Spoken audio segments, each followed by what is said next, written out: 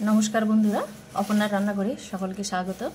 बंधुरा आज के आमी आलू बेगुन बड़ी दिए इलिश माछेर दुर्दान्त एक रेसिपि तैरी करे देखाबो। एक बार खेले बार बार खेते मन चाइबे और ये रेसिपि तैरी करा खूबई सहज। तो ये रेसिपि तैरी करार जन्य एखाने आमी एक छोटो इलिश माछ नियेछि। तो 4 पिस करे केटे नियेछि। केटे धुए आगे थेके नुन हलुद माखिये नियेछिलाम। और एदिके आमी एकटा माঝারি साइजेर बेगुन निয়েছিলাম। तो बेगुनटाके এইভাবে আমি কেটে নিয়েছি, কেটে ধুয়ে নিয়েছি। আর আমার এদিকে রয়েছে একটা বড় আলু। তো আলুটারও খোসা ছাড়িয়ে এইভাবে কেটে নিয়েছি। আর এখানে রয়েছে আমার 6টা বাড়িতে তৈরি করা মশলা বড়ি। এই মশলা বড়ি দিয়ে এই রেসিপিটা তৈরি করার জন্য স্বাদটা কয়েক গুণ বেড়ে যায়। তো এবার আমি একটা মশলা তৈরি করে নেব। তো তার জন্য একটা মিক্সির বোলের মধ্যে 1 চামচ পোস্ত, 1 চামচ সাদা সরিষে, 1 চামচ চারমগজ নিয়েছি।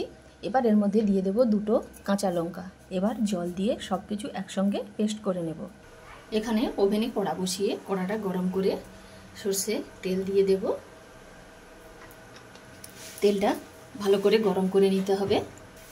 তেলটা গরম হলে প্রথমে বড়িগুলো দিয়ে উল্টে পাল্টে লাল করে ভেজে নেব। তো এখানে আমার বড়িগুলো ভাজা হয়ে গেছে, বড়িগুলোকে তুলে নেব। বড়িটা ভেজে তুলে নেবার পর এবার এই তেলের মধ্যে আমি ইলিশ মাছগুলো দিয়ে দিয়েছি। তো ইলিশ মাছগুলোকে উল্টে পাল্টে লাল করে ভেজে নেব। আর এখানে আমার ইলিশ মাছটা ভাজার জন্য আমি খুবই অল্প পরিমাণ তেল দিয়েছিলাম, কারণ এটা ডায়মন্ড হারবারের ইলিশ মাছ। এই মাছের যেমনই স্বাদ আর তেমনি ভালো তেল হয়। তো মাছটা উল্টে পাল্টে 2 পিস হালকা লাল করে ভেজে নেবার পর এবার এটাকে তুলে নিতে হবে। এবার এই তেলের মধ্যে আলুগুলো দিয়ে ঢাকনা দিয়ে ঢাকিয়ে আলুটাকে লাল করে ভেজে নেব।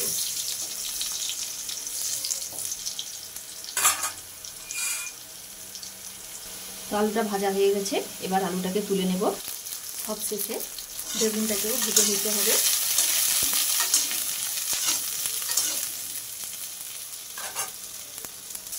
বেগুনটাও এখানে ভাজা হয়ে গেছে। তো বেগুনটাও এবার তুলে নেব।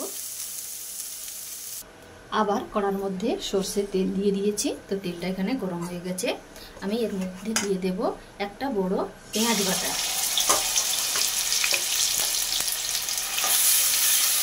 পেঁয়াজটা দিয়ে ভেজে নিতে হবে। পেঁয়াজটা হালকা করে ভেজে নেবার পর এবার এর মধ্যে ভেজে রাখা আলুটা দিয়ে দেব, কারণ আলুটা সেদ্ধ হতে অনেক সময় লাগে, তাই প্রথমেই আলুটা আমি দিয়ে দেব। এবার এর মধ্যে দেব লঙ্কার গুঁড়ো, হলুদের গুঁড়ো। লঙ্কা হলুদের গুঁড়ো দিয়ে কিছুক্ষণ কষানোর পর বেটে রাখা মশলাটা এবার এর মধ্যে দিয়ে দেব। বাটা মশলাটা দিয়ে অল্প মিক্সি ধোয়া জল দিয়ে এটা কিছুক্ষণ কষিয়ে নেব।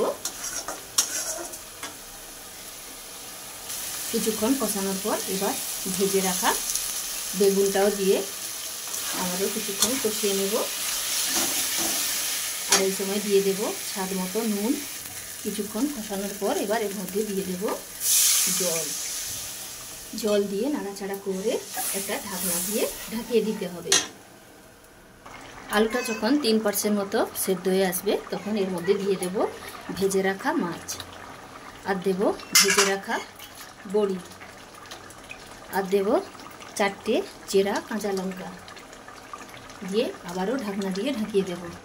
তো এখানে আমার আলুটা ভালোভাবে সেদ্ধ হয়ে গেছে এবং এইরকম গা মাখা মাখা হয়ে আসলে তখন কিন্তু গ্যাসের ফ্লেমটা বন্ধ করে দিতে হবে। তো তৈরি হয়ে গেল দুর্দান্ত স্বাদের আলু বেগুন বড়ি দিয়ে ইলিশ মাছের তেল ঝাল। তো আপনাদেরকে বলবো একবার এই রেসিপিটা বাড়িতে অবশ্যই বানাবেন, আর কেমন হলো তা কমেন্ট করে জানাবেন।